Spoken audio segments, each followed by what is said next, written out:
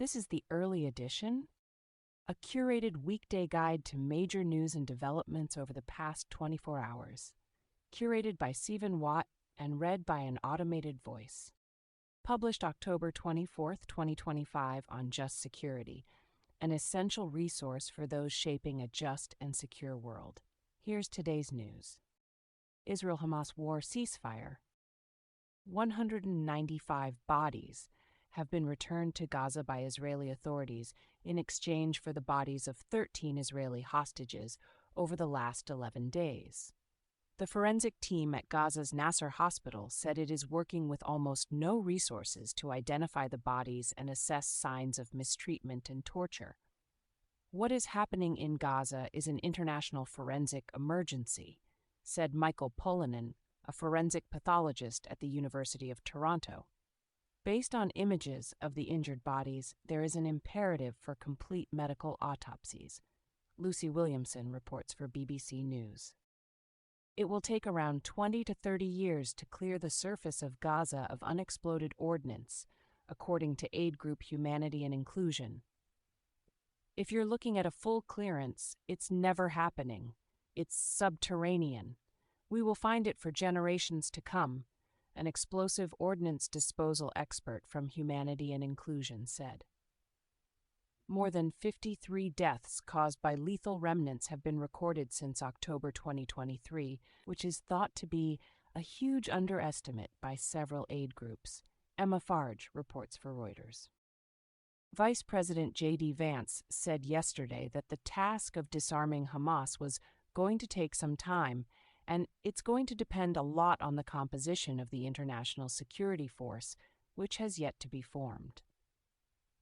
Trump's 20-point peace proposal did not specify that the security force would disarm Hamas, but rather envisioned that the force would help to secure areas of Gaza where Israeli troops have withdrawn and prevent munitions from entering the territory. Liam Stack and Tyler Pager report for the New York Times. Israel-Hamas war humanitarian response. The amount of aid entering Gaza is only a fraction of what's needed, World Health Organization Director General Tedros Adhanom Ghebreyesus said yesterday. Tedros said that the situation remains catastrophic, adding that significantly more effort was needed as over 600,000 people face severe levels of food insecurity. There is no dent in hunger because there is not enough food. Christy Santosh reports for Reuters. Abby Rogers reports for Al Jazeera. At no point since the ceasefire came into effect have 600 UN aid trucks entered Gaza on any given day, as specified in the agreement, a UN Secretary General spokesperson told Al Jazeera. U.S. officials are considering a proposal for humanitarian aid distribution in Gaza, which would establish 12 to 16 humanitarian hubs along the line in Gaza, to which Israeli forces have withdrawn, according to a plan seen by Reuters. The hubs would include voluntary reconciliation facilities for combatants to give up their weapons and receive amnesty. It is one of several concepts being explored, two U.S. officials said. Phil Stewart and Jonathan Landay report. West Bank violence and raids. Vance said yesterday, before leaving Israel, that the Knesset's vote this week on annexing the occupied West Bank was weird, adding that, if it was a political stunt, it was a stupid one, and I take some insult to it. Vance reiterated that the Trump administration's policy is that the West Bank is not going to be annexed by Israel. Barak Ravid reports for Axios. 18-year-old Palestinian Mohammed Ahmed Abu Hanin died today of wounds sustained by an Israeli raid in the Askar camp in Nablus, according to Palestinian news agency Wafa. The Israeli army said it arrested 44 Palestinians in the occupied West Bank over the past week, adding that all people detained were wanted by Israel. Al Jazeera reports. Russia-Ukraine war. A Russian drone yesterday killed 2 Ukrainian journalists in Kramatorsk, Ukraine. Ukraine's state-funded news channel reported that the journalists were in a car at a petrol station at the time of the strike. These are not accidents or mistakes, but a deliberate Russian strategy to silence all independent voices reporting about Russia's war crimes in Ukraine, Ukrainian President Volodymyr Zelensky said. Max Hunder and Yulia Disa report for Reuters. New U.S. sanctions are an unfriendly act toward Russia, and it doesn't strengthen relations between Russia and the United States that only began to get restored, Russian President Vladimir Putin said yesterday. Putin added that Ukraine's push to receive long-range Tomahawk missiles is an attempt at escalation. Ivan Nesheparenko and Anton Troyanovsky report for the New York Times. Chinese national oil companies have suspended purchases of seaborne Russian oil following U.S. sanctions on Moscow's two biggest oil companies, multiple sources said yesterday. Reuters reports. EU leaders yesterday chose not to pursue plans to provide a 140 billion euro loan to Kyiv using frozen Russian state assets, agreeing to return to the discussion at the next meeting in December. The failure to back the scheme could delay the European Commission's goal of having financial support for Ukraine approved by the end of the year. Laura Dubois, Barbara Mones, Alice Hancock, Paolo Tama, and Andy Bounds report for the Financial Times. Other global developments. 4 UN agencies said yesterday that more than 250,000 civilians in the besieged city of El Fasher, Sudan, have been cut off from food and health care.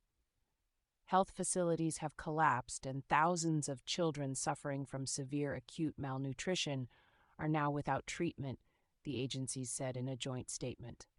Olivia Lepoidvin reports for Reuters. Sudanese Rapid Support Forces paramilitary yesterday targeted Khartoum with drones, according to military officials and local media.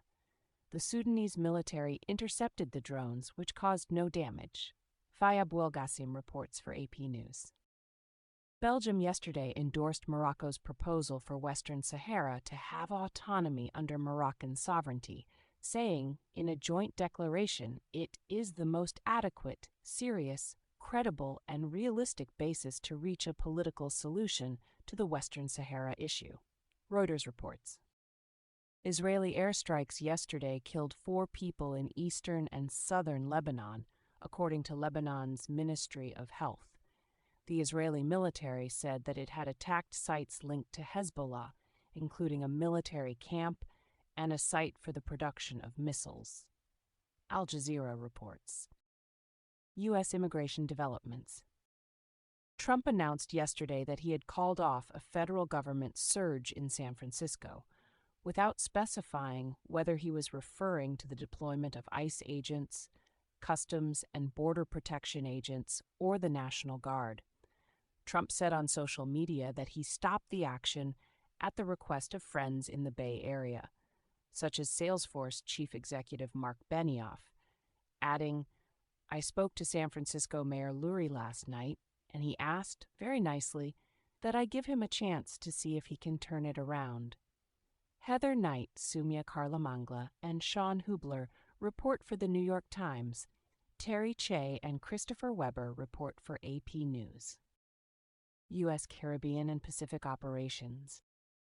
Trump said yesterday that he would not necessarily ask for a declaration of war from Congress to carry out military strikes against alleged drug cartels, even as he said the operation would move to strike targets on land. "I think we are going to kill people that are bringing drugs into our country, okay? We are going to kill them, you know? They are going to be like dead," Trump told reporters. Robert Jimison reports for the New York Times. Senate Foreign Relations Chair James Risch, RID, told Axios that he has no plans at this time to hold an oversight hearing on the Trump administration's strikes targeting alleged drug traffickers. Risch said that he had been briefed on it and felt comfortable with where we are. Steph W. Kite reports. 2 Air Force B-1 bombers yesterday flew near Venezuela in international airspace, according to 2 U.S. officials. When asked about the flights, Trump responded, "No, it's not accurate. No, it's false." Eric Schmidt reports for the New York Times. U.S. Foreign Affairs. All trade negotiations with Canada are hereby terminated. Due to an advert from the Government of Ontario, which features Ronald Reagan's voice speaking negatively about tariffs, Trump posted on social media late last night. The Ronald Reagan presidential office said earlier that the ad misrepresented Reagan's presidential address. A spokesperson for Ontario's Premier Doug Ford told CBC News, "The commercial uses an unedited excerpt from one of President Reagan's public addresses, which is available through the public domain." Mickey Jurich reports for Politico. Trump is set to meet with Chinese President Xi Jinping on October 30th on the sidelines of the Asia-Pacific Economic Cooperation Summit in South Korea, the White House announced yesterday. Ben Johansson reports for Politico. U.S. domestic developments. The federal mortgage fraud investigation into Cedar Adams Schiff, Democrat of California, has stalled due to a lack of sufficient evidence to bring charges, according to 4 sources. Deputy Attorney General Todd Blanche told U.S. Attorney Kelly Hayes earlier this week to keep going and pursue more evidence, the sources said. No final decision has been made, one of the sources added.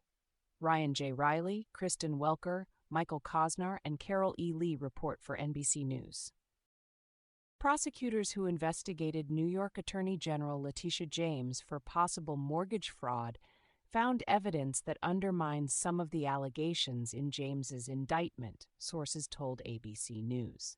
The sources said that an internal case memo showed that prosecutors concluded that any financial benefit derived from her allegedly falsified mortgage would have amounted to $800 per year. Catherine Falders, Alexander Mallon, Peter Karalambis, and Stephen Portnoy report. A measles outbreak is spreading beyond its epicenter along the Utah-Arizona border.